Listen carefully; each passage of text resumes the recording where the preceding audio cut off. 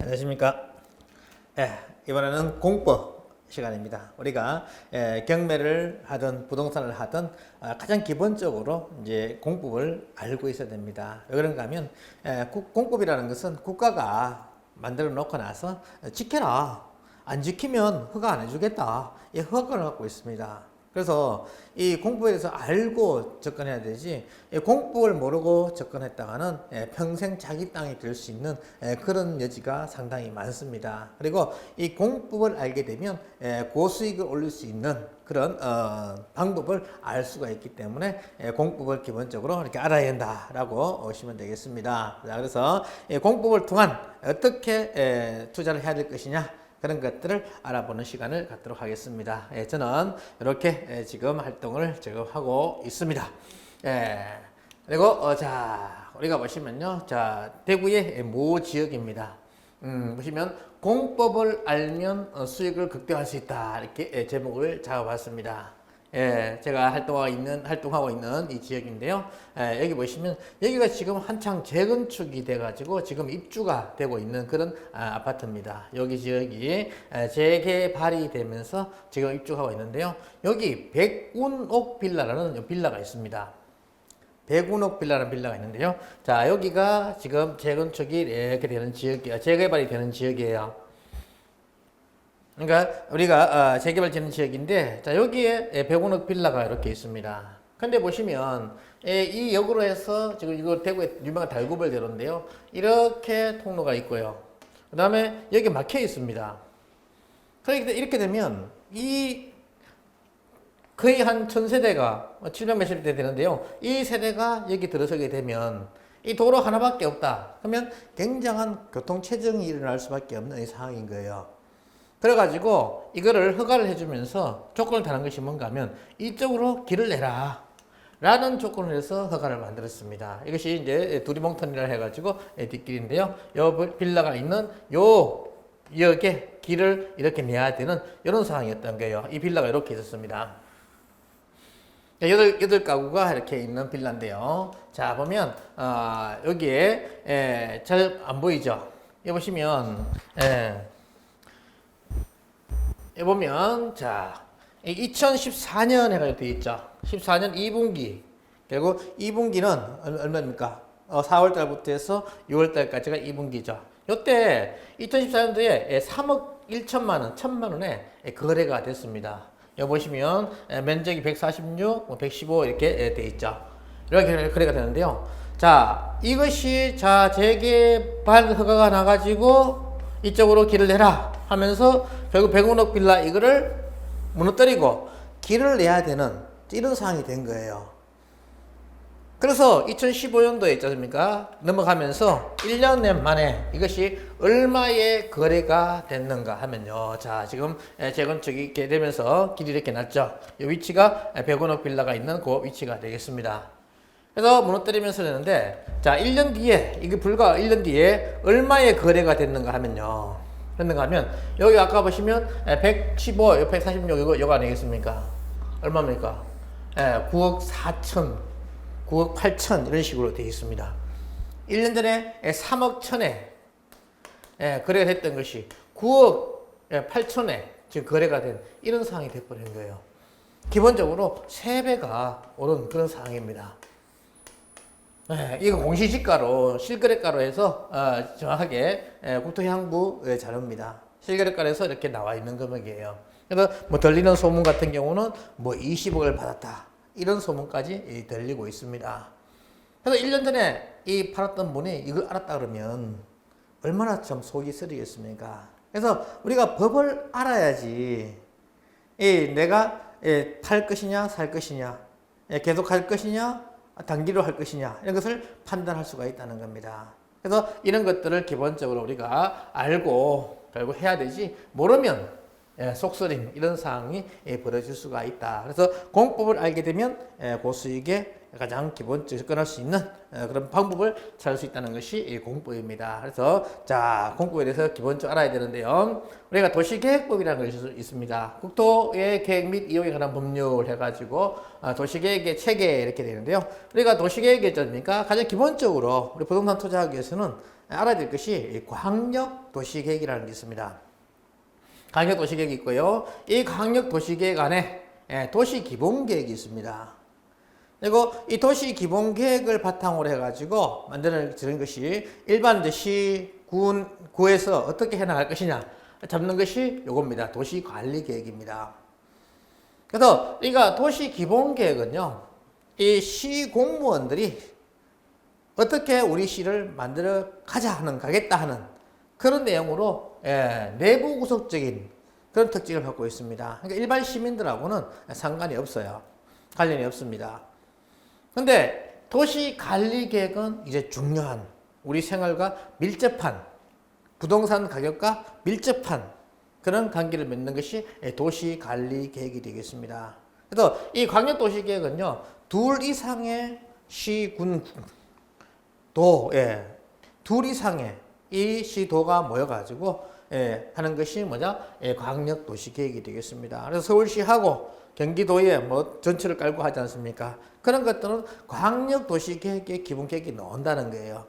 그 기본계획을 바탕으로 해가지고 서울시에서 어떻게 하겠다 하는 것이 도시관리계획이다 보시면 되겠습니다. 그래서 세부적으로 구체적으로 잡는 것이 도시관리계획이에요. 이것은 도시기본계획은 서울시를 어떻게 해나가겠다 공무원들에게 지침이 되는 것이 도시기본계획이고요. 그래서 광역도시계획과 도시기본계획과 광역도시관리계획이라고 알고요. 도시관리계획에 해당되는 것이 이런 것들입니다. 용도, 지역, 지구, 구역의 지정 변경. 우리가 부동산은요, 용도 지역이 어느 지역이냐 굉장한 중요합니다. 지구가 어떤 지구가 있다, 어떤 구역이 돼 있다, 이에 대한 것이 중요한데 이거에 대한 지정 변경이 도시관리계획 안에 들어 있습니다. 그리고 기반시설, 그리고 기반시설은 가장 중요한 게 도로 아니겠습니까?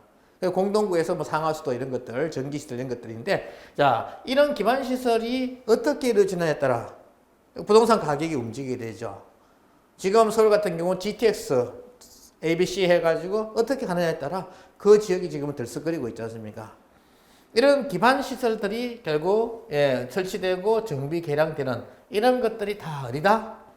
결국 도시관리계획에 들어있게 되고요. 그 다음에 도시개발사업 및 정비사업계획. 우리가 도시개발사업 재건축, 재개발 하는 그런 것들. 그 다음에 신도시 만드는 거 있지 않습니까? 이게 도시개발 사업에 이렇게 들어있습니다. 그 어느 신도시 지금 3기 신도시를 만들겠다 하고 발표가 됐지 않습니까? 그러니까 도시개발 사업이나 정비사업계획 그런 것들이 이런 것이 도시관리계획이고요. 그 다음에 지구 단위 계획 해가지고 일정한 면적 이상을 개발할 때는 지구 단위로 딱 묶어버려요. 지구 단위 계획법은 그 지구 안에서만 해당되는 법입니다. 그러니까 도시관리계획 안에 있으면서 그 지역을 어떻게 만들어 가겠다 하는 계획을 잡는 것이 지구 단위 계획이에요. 그래서 거기에 대한 지정 및 변경 계획 이런 것들이 다 어디 있다? 도시관리계획에 들어있다는 겁니다. 그래서 도시관리계획이 굉장히 중요해요. 그래서 반드시 서울시 아니면 자기 해당하는 시에 가셔가지고 반드시 도시관리계획은 한번 꼭 발급받아 보시는 것이 좋습니다. 그래서 광역도시계획은요, 둘 이상의 특별시도 단위이고요. 도시기본계획은 내부적인 행정계획이다. 5년마다 타당성을 재검토해서 정비한다 보시면 되고요.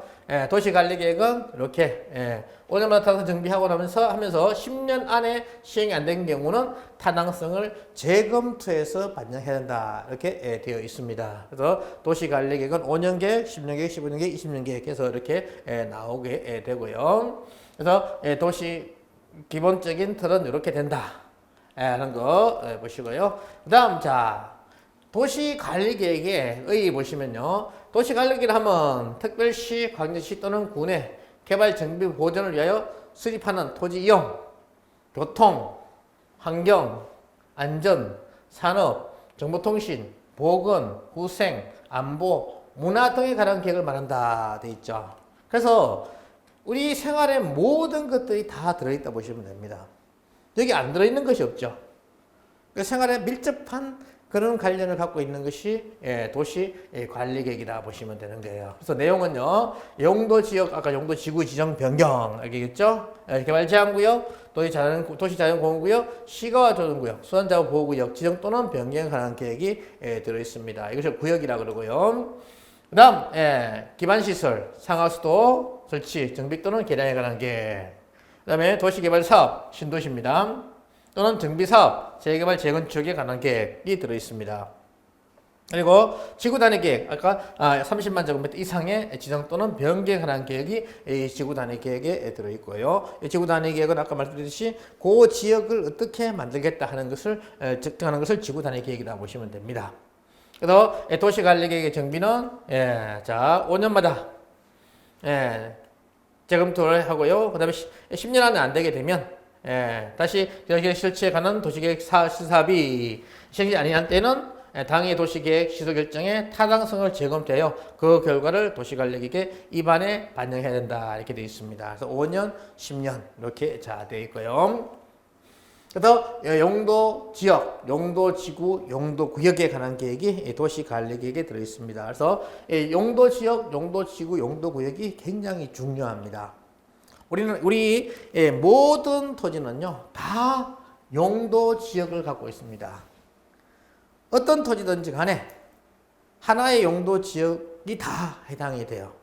그래서 용도 지역은 어떻게 분류가 되는가 하면요, 이렇게 분류가 됩니다.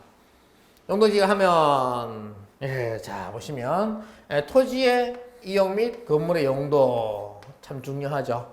토지를 어떻게 이용하느냐에 따라 가치가 달라지고, 건물이 어떤 용도로 사용되느냐 가치가 달라지게 되죠. 우리가 결국 뭐 학교 근처에 같은 경우는 유흥업소가 50m 안에는 절대정원 구역 해가지고 못 들어서지 않습니까? 결국 그러니까 학교 근처에는 결국 이 상업지역이 그렇게 활성화될 수 있는 의지가 없다는 거죠. 그래서 어떤 토지 어떻게 이용할 것이며 어떤 용도를 사용할 수 있느냐 이게 굉장히 중요하고요. 그다음 건폐율, 내 땅에 몇 평을 지을 수 있다, 용적률 몇 층을 지을 수 있다. 그다음에 높이, 비행장 근처는 뭐 6m 이하 이렇게 딱 해놨죠. 아니면 시내 같은 경우는 5층 이상 이런 식으로 해놨습니다. 이 높이를 재남으로써 이 토지의 경제적 효율적 이용하고 공공 복리의 정진을 도모하기 위하여 서로 중복되지 아니하게 도시관리계획으로 결정하는 지역을 말한다 이렇게 되어 있습니다. 그래서 이렇게 모든 기본적인 것들이 되어 있는데, 자, 용도지역의 지정은요, 자, 대분류 해가지고 이렇게 분류가 됩니다. 도시지역이 있고요. 그 다음, 관리지역이 있고요. 그 다음, 농림지역이 있고요. 자연환경 보존지역이 있습니다. 이것이 용도지역의 대분류입니다. 자, 도시지역, 관리지역, 농림지역, 자연환경보전지역 해서 이렇게 있는데요. 자, 중분류 같은 경우는 이렇게 도시지역에 안에 있지 않습니까? 도시지역도 이렇게 분류가 됩니다. 주거지역 있고요. 그 다음에 상업지역 있고요. 그 다음 공업지역 있고요. 녹지지역이 있습니다. 이렇게 도시지역 안에는 4가지 지역이 있어요. 주, 상, 공, 녹 해가지고 이렇게 공부할 때 외웠습니다. 주거지역, 상업지역, 공업지역, 녹지지역 해당되는 것이 뭐다? 도시지역이 되고요. 그 다음 관리지역이 있다 그랬죠. 관리지역 같은 경우는 자, 어떤 지역? 계획관리지역이 있습니다. 지금 계획관리지역 있고요. 그 다음 생산관리지역이 있고요. 그 다음 보전관리지역이 있습니다. 그래서 이 관리지역은 도시지역을 감싸면서 앞으로 도시화 되기 위해서 관리하고 있는 지역을 관리지역이라 보시면 돼요. 그래서 관리지역은 이렇게 잘 되고요. 그 다음 농림지역 같은 경우는 농지법에 농업진흥지역, 산지관리법에 그래서 이렇게 보존산지지역에서 이렇게 나눠지는데요. 농사 짓는 지역을 농림지역이라고 이야기를 합니다. 그래서 들판에 가보면 농림지역 해가지고 경지연이 잘 해놓은 데가 있죠. 그런 것들을 우리는 절대농지다라고 이야기하는데 절대농지 그런 것들 농림지역이라고 이야기합니다. 그다음 자연환경보전지역에서 환경수변구역 해가지고 나와 있고요. 그다음에 공원별 또 자연환경보전지역으로 해서 공원을 이렇게 딱 활용하고 이렇게 있습니다. 자연환경보전지역인데 자연환경, 수자연, 해완, 생태계, 상수 및 문화재 보전 및 수산작물 보호기 육성을 위해서 필요한 지역 되어 있죠. 그래서 자연환경보전지역 같은 경우는 개발하기 조금 어렵다 보시면 되겠죠. 근데 자연환경보전지역 안에 내 집이 있다. 그 다른 사람들은 개발 못해. 난 내 집은 딱 지어져 있어. 그러면 완전히 전원적으로 끝내주는 그런 상황이 되겠죠. 가치가 올라가겠죠. 그래서 이렇게 자연환경보전지역으로 이렇게 분류가 되어 있습니다. 자, 그래서 보시면요, 세분화 해가지고 보시면 자, 주거지역은 다시 전용 주거지역, 일반 주거지역, 준주거지역 해서 이렇게 나눠집니다. 자, 주거지역은 집을 짓는 지역을 주거지역이라고 하는데요. 주거지역에서 전용 주거지역 같은 경우는 아예 주거밖에 못하는 그런 지역 있죠. 단독주택에 딱 지어져 있는 그런 지역을 일종 주거지역이라고 합니다. 이종 주거지역은 공동주택, 쉽게 말해서 빌라들 있죠. 빌라촌들이 많다. 그러면 전용 2종이라고 보시면 되고요. 그 다음에 일반 1종 같은 경우는 저층, 보통 통상적으로 7층을 이렇게 이야기합니다.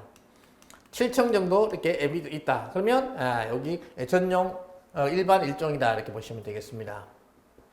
그리고 일반 2종 같은 경우는 보통 15층까지 통상적으로 지을 수 있어요. 근데 우리가 이제 조례가 우리 시의원, 구의원들이 위해서 만드는 것이 조례인데요. 대구 시의원들이 모여가지고 만든 게 조례입니다. 그러니까 조례로 해가지고 통상적으로 24층까지 지을 수 있고 1종 같은 경우는 12층까지 지을 수 있게 이렇게 허가를 해놨습니다. 조례를 반드시 보셔야 됩니다. 그리고 3종 같은 경우는 30층 전후로 지을 수 있는 거, 이것이 3종 일반 주거지역이 되겠습니다. 그래서 어느 지역 가니까 24층으로 돼 있다. 거기는 2종 일반 주거지역이겠구나 이렇게 보시면 되고요. 30층으로 34층, 35층 지어져 있다. 그럼 여기는 3종 일반 주거지역이겠구나 이렇게 보시면 됩니다. 이렇게 자 되고요. 그래서 그 다음에 보시면 이제 상업지역 같은 경우는 우리 주거지역에 준 주거지역이 있는데요. 저기는 상업하고 업무기관을 보완하게 사는 것이 준 주거지역입니다. 그래서 준 주거지역 같은 경우도 용적률이나 건폐율이 상당히 높아가지고 가치가 높다 이렇게 보시면 되겠습니다. 그리고 이 상업지역 같은 경우는요, 중지상업지역이 있고 일반 상업지역이 있고 유통상업지역이 있고 근린상업지역이 있습니다. 그래서 중지상업지역 같은 경우는 도심, 부도심, 혈통의 지역에서 우리가 이 아파트나 주상 복합을 지을 때 이 중심상업지역 같은 경우는 통상적으로 50층, 59층 이렇게 지을 수 있는 것이 중심상업지역이에요. 그래서 59층, 60층 가까이 됐다. 그러면 거기는 중심상업지역이 있구나 이렇게 보시면 돼요.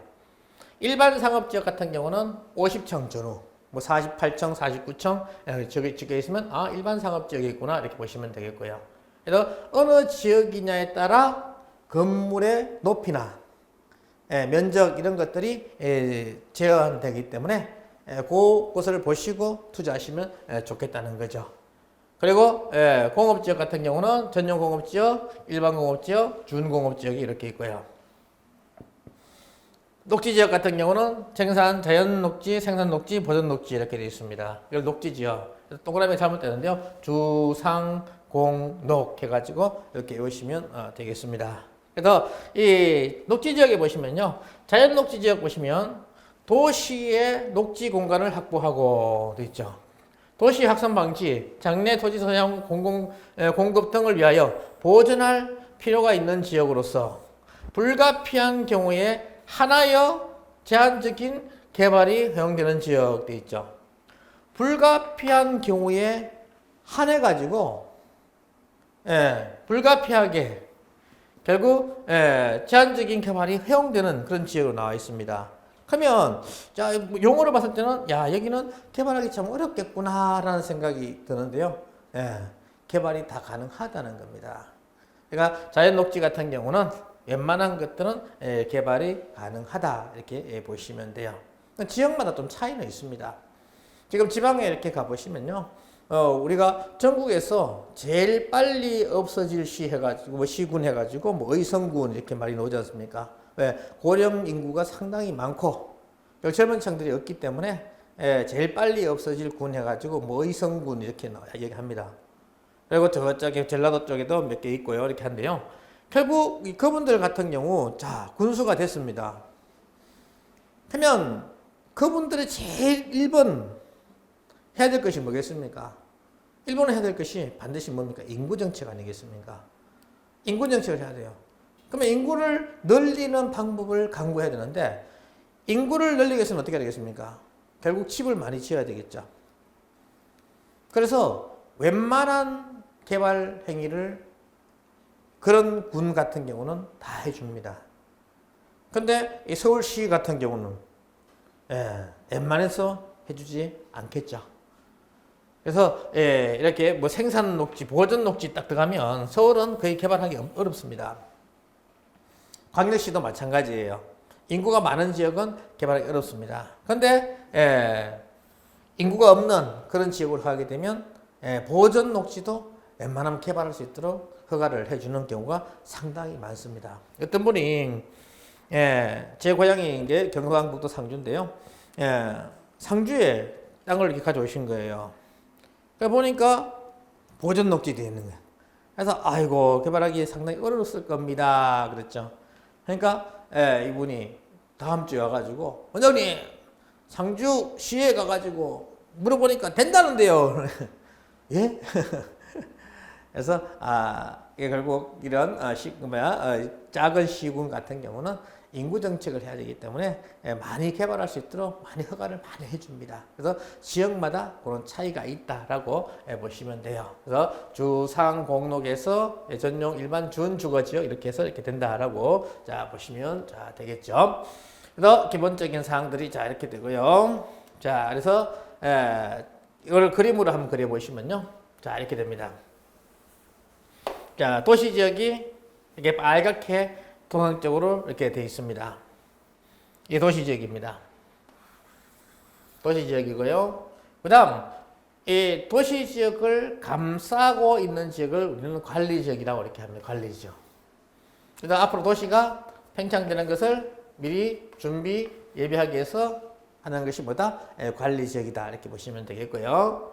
그 다음, 관리지역을 감싸고 있는 이런 것들이 뭐야? 농림지역이 됩니다. 농림지역. 농림지역이 됩니다. 그리고 도시지역과 관리지역과 농림지역에 걸쳐서 자연환경을 보존하기 위해서 하는 공원들이겠죠. 국립공원들 이런 것들 다 자연환경 보존지역으로 이렇게 되어 있습니다. 이런 식으로 지적도에 보시면 색깔별로 이렇게 다 분류가 되어 있어요. 이런 것들을 보시고 여기는 어느 지역이다 이렇게 대충 감을 잡을 수가 있습니다. 그래서 도시지역에다가 뭐가 있었습니까? 자 주거지역이 있었죠. 도시지역에는 주거지역이 이렇게 있습니다. 그 다음에 뭐 있습니까? 상업지역이 있죠. 주상 빨갛게 되어 있습니다. 그 다음에 공업지역 있었죠. 공 이렇게 색깔이 이렇습니다. 다음 녹지지역이 있습니다. 색깔이 이렇습니다. 그래서 이렇게 지적도상에 표시가 이렇게 되어 있어요. 그래서 도시지역은 주상, 공록 해서 이렇게 되고요. 자 관리지역은 계획관리지역 있었죠. 그래서 우리가 개발하기 제일 좋은 지역이 계획관리지역입니다. 계획관리지역이 있고요. 그 다음에 생산을 목적으로 관리하는 지역, 생산관리지역이 있다 그랬죠. 다음에 보전 목적으로 보전관리지역. 그래서 계생보 해가지고 관리지역이 되겠습니다. 계획관리지역, 생산관리지역, 보전관리지역, 계생보 해서 이렇게 되어 있고요. 그리고 농림지역 같은 경우는 이렇게 농업보호구역이 있고 농업진흥구역이 있습니다. 우리가 개발하기 쉬운 땅이 어떤 땅이냐 하면요. 농업진흥구역요 이렇게 하는데요. 농업진흥구역 땅을 사게 되면요. 가격이 10년 지나면 보통 한 20-30% 올라갑니다. 그래서 경지정리가 쫙 되어 있기 때문에 농업진흥구역 같은 경우는 농사를 주 목적으로 해서 개발을 거의 할 수가 없습니다. 지금 뭐 쌀이나 많이 남아도니까 농업진흥구역을 풀겠다라고 이렇게 하다가 어느 정도 풀긴 풀었어요. 지금 거의 안 풀고 있죠. 그래서 쉽게 풀 수가 없는 것이 농업진흥구역이다. 그래서 농업진흥구역에는 내가 할 수 있는 것이 실제로 내가 농사를 지으면서 농가주택을 짓는 경우나 아니면 농업용 곡물을 보관하는 창고 아니면 농업 가공하는 공장이 있죠. 그런 것들만 할 수 있지 다른 것들은 농업진흥구역은 개발하기 어렵다 이렇게 보시면 되겠습니다. 근데 농업보호구역은요. 농업진흥구역을 감싸고 있는 구역으로서 경제정리가 안 된 지역입니다. 여기는 뭐든지 개발할 수 있는 여지가 상당히 많습니다. 그래서 농업보호구역은 가치가 좀 많이 올라가고 농업지원구역은 스무스하게 올라갑니다. 우리가 가치가 이렇게 되는 거죠. 농업진흥구역은 여기서 시작합니다. 스무스하게 올라갑니다. 농업보호구역은 여기서 시작하면서 이렇게 올라가요.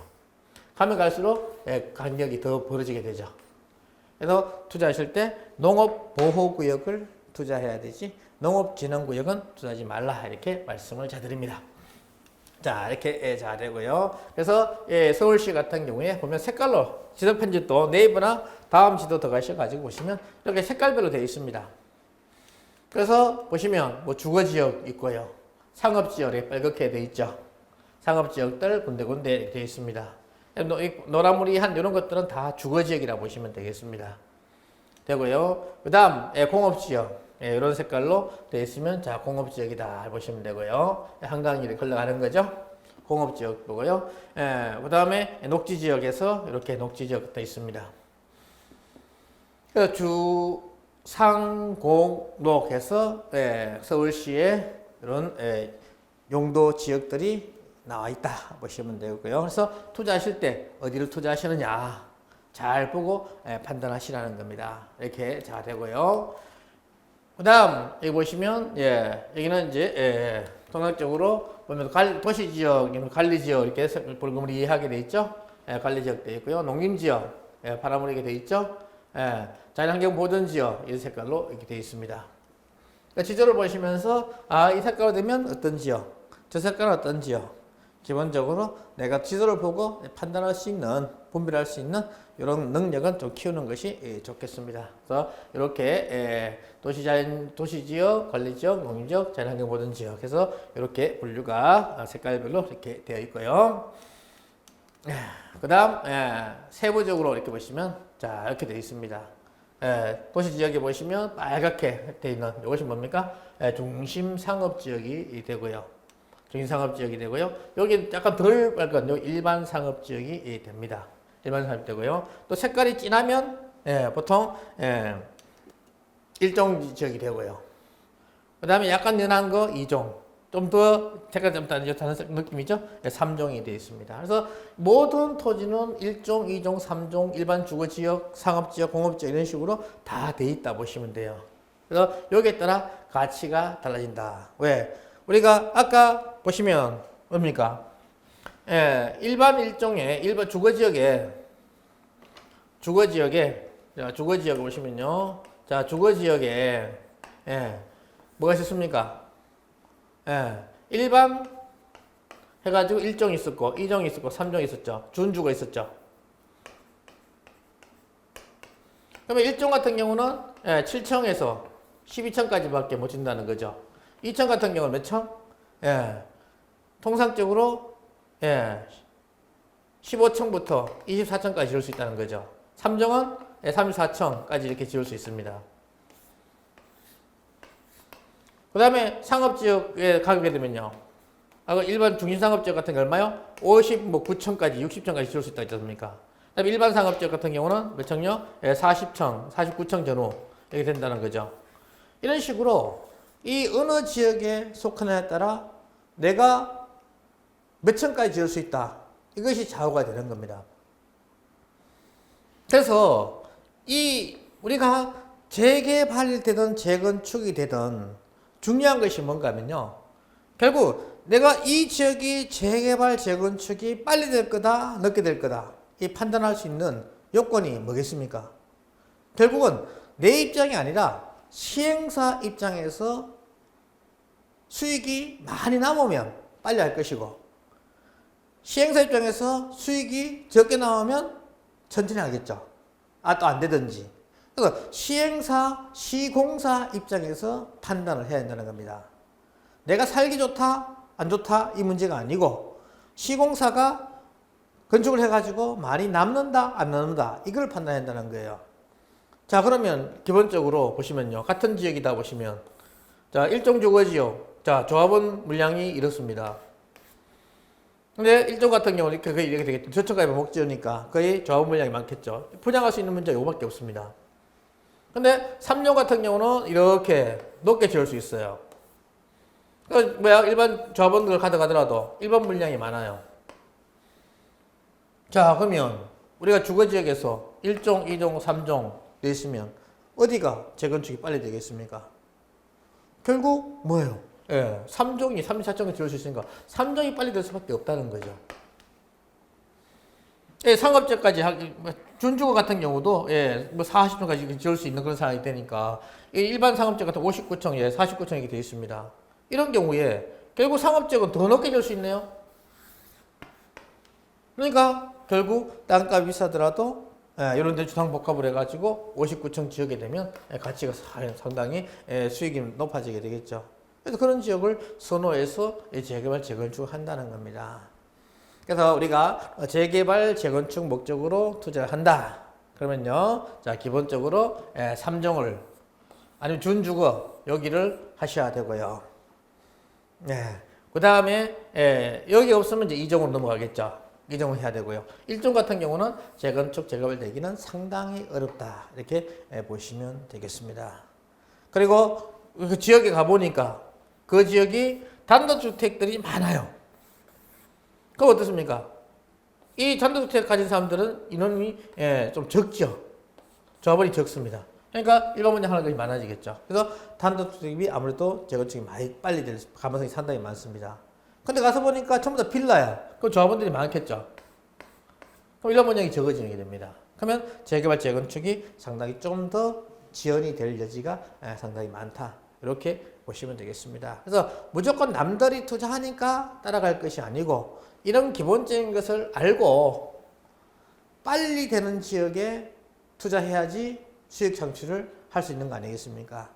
그래서 아무래도 위치가 좋고 학군 좋고 그 다음에 이렇게 3종이나 상업지역이 중위상업지역 되어 있으면 아무래도 가치가 더 올라가니 빨리 재건축이 될 여지가 상당히 많다라고 보시면 되겠습니다. 그래서 이렇게 어느 지역에 따라 틀려진다. 그래서 중위상업지역 같은 경우는 59층까지 지을 수 있고 여기 일반 상업지역 49층까지 지을 수 있는 이런 사항이 되고 이렇게 일반 그 3종 같은 경우 34층 이렇게 되어 있고요. 2종 같은 경우는 15층에서 24층까지 밖에 지을 수 없고 1종은 최대 12층까지밖에 지을 수가 없습니다. 그래서 종상향이 된다. 그럼 이 말이 있는 겁니다. 1종에서 2종, 2종에서 3종 이렇게 되는 거예요. 종상향되게 되면 가치가 확 올라가죠. 그런 뉴스가 나오게 되면 빨리 사야 되겠죠. 종상향이 되게 되면 가치가 확 올라가면서 땅 가치가 배로 기본적으로 올라간다 이렇게 보시면 되겠습니다. 그래서 이런 것들 기본적으로 잘 알고 계셔야 되겠고요. 자, 그 다음에 있지 않습니까? 우리가 용도 지역을 도시 지역 안에 주상공록 있고 관리 지역에 계획관리, 생산관리, 보전관리가 있는데 자, 여기 보시면 어떻게 되는가 하면요. 자, 대전시 유성구에 있는 주택입니다. 자, 여기 보시면 대지가 200평이에요. 건평이 30평입니다. 자, 이런 경우에 자, 이분이 1세대 1주택자입니다. 주택 하나밖에 없어요. 하나밖에 없는 상황에서 자, 이분이 85년도에 평당 20만 원 매입을 했습니다. 그런데 자, 2016년도에 평당 400만 원에 매도를 했어요. 자, 이런 경우에 양도소득세가 있느냐 하는 문제입니다. 자, 매각할 때 차익이 지금 20만 원에서 400만 원이니까 380만 원 차익이 생겼어요. 이런 경우에 양도소득세가 있느냐 하는 문제예요. 자, 그래서 보시면요. 이 도시관리계획 용도별, 자, 도시관리계획이 아까 있었죠?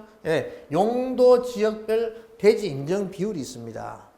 그래서 아까 도시지역, 관리지역, 농림지역, 자연환경보전지역이 이렇게 있었죠. 도간 농자 해가지고 이렇게 도시지역 크게 용도지역은 이렇게 네 가지 분류가 되는데요. 도시지역 같은 경우는 건축 면적의 5배로 됩니다. 서울과 가밀억제 지역 같은 경우는 지금 3배로 바뀐다 하는 말이 있습니다. 내년도에 바뀔 가능성이 상당히 많아요. 그래서 주의하시고요. 자, 도시 지역은 통상적으로 다른 지역은 건축 면적의 5배가 됩니다. 그리고 관리, 농림, 자연환경 보존 지역 같은 경우는 건축 면적의 10배가 돼요. 이렇게 쉽게 말해서 넓은 토지에 이 집 조만한 거 하나 지었다 해가지고 전체를 대지로 봐주게 되면 조세 형평성에 어긋난다는 겁니다.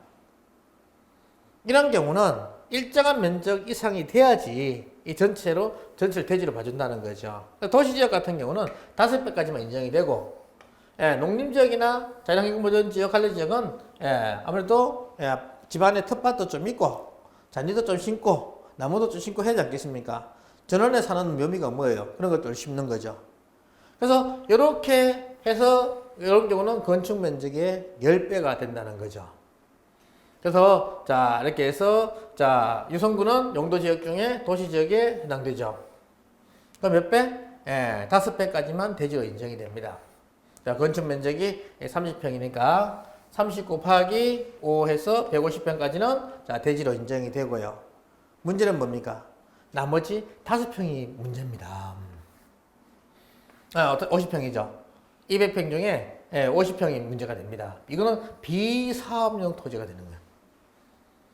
우리가 비사업용 토지는요, 2016년 1월 1일부터 비사업용 토지는 일반 과세에서 10% 가산이 됩니다. 그 다음부터 이제 2000년 1월 1일부터 3년 지나게 되면 장기보유 특별세 해서 10% 감면을 받으시는데요. 3년을 지나야 됩니다. 2016년 1월 1일 이전에 했던 거는 장기보유 특별세를 혜택을 받을 수가 없어요. 2016년 1월 1일부터 3년을 보유하게 되면 장기보유 특별세 해가지고 3년이 지나면 10% 할 수가 있습니다. 그 다음에 뭐 12%, 15% 해가지고 최대 30%까지 이렇게 받을 수가 있어요. 자, 그런데 자 2016년도에 매도했으니까 장기보유 특별세는 없는 겁니다. 없는 상태가 되는 거고요. 비사업용 토지 같은 경우 차익이 이렇게 생겼습니다. 평당 380만 원 차익이 생겼죠. 면적이 몇 평입니까? 50평입니다. 그럼 뭐요? 1억 9천의 차익이 생긴 상황이 된 거예요. 통상적으로 자 1세대 1주택이고 그 다음 이 30년 보유했고 하게 되면 다 비과세다라고 생각을 하십니다. 그냥 그렇게 거래를 하시는 거예요. 거래하시고 나서 세무사한테 가서 세무사님 이거 세금 없지요? 라고 하면 이제 세무사님이 씩 웃으면서 아이고 세금 좀 나오겠는데 라고 이렇게 하는 겁니다. 그래서 저는 항상 말씀드리는 것이 뭔가 하면 이 세금에 대해서는 반드시 먼저 상담을 하고 세금을 탈세는 하면 안 되고요. 절세할 수 있는 방법을 찾아가지고 절세할 수 있는 방법을 먼저 해놓으라는 겁니다. 근데 절세하는 것은 단시간에 되는 게 아니에요. 시간을 좀 가지고 해야 됩니다. 그래서 자 이런 경우에 자 세금이 얼마 되느냐 보시면요. 자 비사업용 세율은 이렇게 되는 겁니다. 돈 10% 가산돼 가지고요. 0원부터 1200까지는 얼마요? 6%인데 원래 16%가 되는 거고요. 10% 가산된 겁니다. 그 다음 1200부터 4600까지는 15%인데 25%가 되는 거고요. 4600부터 8800까지는 24%인데 34%가 되는 거고요. 8800부터 1억 5천까지는 원래 35%인데 45%가 되는 겁니다. 그 다음 1억 5천부터 3억 원까지는 48%, 원래 38%인데 48%가 되는 거고요. 그 다음에 3억 원부터 5억 원까지는 50%, 5억 원 초과는 52%가 됩니다. 지금 이제 복지 예산을 많이 써야 되기 때문에 세금을 좀 많이 걷어야 되겠죠. 그래서 차액이 옛날에는 이거 없었는데 지금은 이렇게 더 구간을 만들어 가지고 52%, 일반세는 42%까지 받고요. 우리 비사업용 토지 같은 경우는 최대 52%까지 세금 받습니다. 여기다가 농특세나 기타 등등 교육세 하게 되면 58% 정도 이렇게 된다고 보시면 돼요. 그래서 결국 5억 넘는 거에 대해서는 거의 60%가 비사업용 토지는 세금으로 나간다고 보시면 됩니다. 어마무시한 금액이죠. 자 이렇게 해서 기본적으로 자 세금 요것이 누진세, 누진공제라고 합니다. 그래서 누진공제 계산하는 방법은요. 자 내가 1억 9천 차익이 생겼죠. 자 1억 9천 차익이 생겼으면 자 세금 계산이 이렇게 되는 겁니다. 1억 9천이면 얼마입니까? 요 1억 5천에서 3억 원 사이 아니겠습니까? 몇 프로? 48%죠. 그러니까 0.48을 곱하고 나서 뭐요? 요걸 빼주면 세금이 되는 겁니다. 그래서 이렇게 해서 자 보면 1억 9천 곱하기 0.48 해서 빼기 1940만 원 돼 있죠. 요건 누진 공제 요걸 이렇게 통해서 이렇게 계산하는 방법이 요거예요. 그래서 얼마 나오느냐? 이렇게 1억 7,180만 원의 세금이 나오게 됩니다. 그래서 세금 하나도 없다고 생각했는데 7,180만 원의 세금을 내야 되는 이런 상황이 벌어지는 거예요. 그러니까 세금이 굉장히 크죠. 우리가 일반 기업 하시는 분들 1년에 열심히 해서 있지 않습니까? 보통 2천만 원 세금 내시는 분이 잘 없어요. 근데 우리 부동산 같은 경우는요, 2천만 원 그 우습게 냅니다. 이 7,800만 원, 큰 돈이지 않습니까? 근데 우리가 이제 시간을 좀 갖고 가장 우리 부동산을 배우는 목적이 뭡니까? 절세할 수 있는 방법. 절세할 수 있는 방법을 찾는 게 중요한 거 아니겠습니까? 자, 그러면 여기서 가장 간단하게 절세할 수 있는 방법이 뭐겠어요? 자, 이런 경우에 자, 이렇게 절세를 할 수 있습니다. 이렇게 창고로 10평을 짓는 겁니다. 창고나 기타 등등 하나 가건물로 해서 이렇게 딱 짓는 거예요. 짓고 나서 반드시 뭐 해야 됩니까? 신고해야 됩니다. 건축허가 받고 그다음에 도면 걸어서 신고하고 등기부 등본에 올려야 되는 겁니다. 올리고 나서 몇 년? 2년 보유하게 되면 결국 이것이 세금을 절세할 수 있는 그런 방법이 되겠죠. 그래서 2년의 시간을 가지고 이렇게 준비해 가라는 겁니다. 이 상담하신 분 같은 경우는요, 참 다행히 가보니까 여기에 옛날에 뭐 제실이 있더라는 거예요. 제실이 있어가지고 옛날부터 있었던 건물이니까 바로 건축사 불러가지고 도면 그려서 하니까 세무서에서 인정해줘가지고 결국 비과세 만든 그런 경우도 있습니다. 그래서 이런 것들 기본적으로 용도 지역이 어디에 속하나에 따라 세금도 달라지고 모든 것이 다 달라진다는 겁니다. 그래서 반드시 용도 지역이 어디에 속해 있다. 내가 살고 있는 집이 아파트 같은 경우는 뭐 기본적으로 3종 일반 주거 지역이 고층이다. 그러면 3종 일반 주거 지역이 많습니다. 근데 단독주택이다. 그러면 내가 어디에 살고 있는지는 알고 계셔야 되고요. 그리고 재건축 재개발을 목적으로 투자할 때는 반드시 그 지역이 어느 지역이다 하는 정도는 반드시 알고 접근을 하시라는 겁니다. 그래서 이런 것들 투자하실 때 반드시 용도 지역 지구를 알고 투자를 하시라는 거 말씀을 드립니다. 자, 이렇게 되고요. 자, 그 다음에 이제 건폐율과 용적률이 있습니다. 건폐율은 뭔가 하면요. 자, 이렇게 표현됩니다. 건폐율은 대지 면적 분의 건축 면적 곱하기 100. 이것이 자, 건폐율입니다. 쉽게 말해서 내 대지에 몇 평을 평면 면적으로 지을 수 있느냐, 이걸 나타내는 것이 건폐율인 거예요. 자, 그래서 건폐율은요, 내 대지 면적이 100평이에요. 근데 내가 여기에 50평을 지을 수 있어. 그러면 몇 평요? 100분의 50 곱하기 100 하니까 건폐율 50%구나. 이렇게 판단할 수가 있는 겁니다. 그래서 법으로 여기는 50%, 여기는 60%, 여기는 90% 다 정해놨습니다. 이렇게 법으로 딱 정해져 있어요. 그래서 내가 알아야 된다는 겁니다. 이왕 사는 거 뭐예요? 많이 지으면 좋지 않겠습니까? 많이 지을 수 있는 땅이면 좋다는 거예요. 그런데 뭐 시골의 전원주택 같은 경우 많이 지어봤자 의미는 없죠. 그러니까 어느 위치에 있느냐와 그리고 도시에 있으면 결국 내 땅에 많이 지을 수 있느냐 적게 지을 수 있느냐, 그에 따라 이 땅의 가치가 틀어지기 때문에 반드시 건폐율에 대해서 이렇게 알아야 되겠고요. 그래서 건폐율은 목적이 이겁니다.